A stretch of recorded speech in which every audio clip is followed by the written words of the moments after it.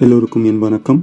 இன்று நாம quotesandarticles.comல doctor Joseph Murphy எழுதிய the power of your subconscious mind, அதாவது ஆழ்மனதின் அற்புத சக்தி அப்படின்ற புத்தகத்துல இருந்து பார்க்க போற 4வது பாடம், ஆழ்மனதின் வழி நன்மையான வளர்ச்சியை நோக்கி.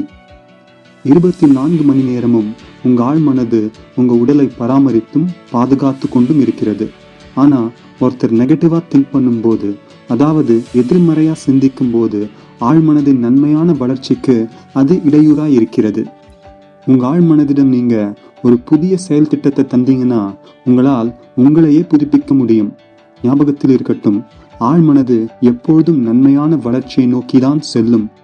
அதனால உங்க வேலை என்னவா இருக்கணும்னா, உங்களுக்கு என்ன வேணுமோ அதை நீங்க பெற்றுக்கொண்டீர்கள் என்பது போல எண்ணங்களை உங்க ஆழ்மனதிடம் வெளிப்படுத்தி கொண்டே இருக்கணும். மற்றும் நாம் எப்போதும் ஆரோக்கியமாய் இருப்பது சாத்தியமான விஷயம். ஆனால் பொறாமை, பயம், கவலை, பதட்டம் போன்ற எண்ணங்கள் உங்க உடலையும் மனதையும் நெகட்டிவா, எதிர்மறையா பாதிக்கிறது.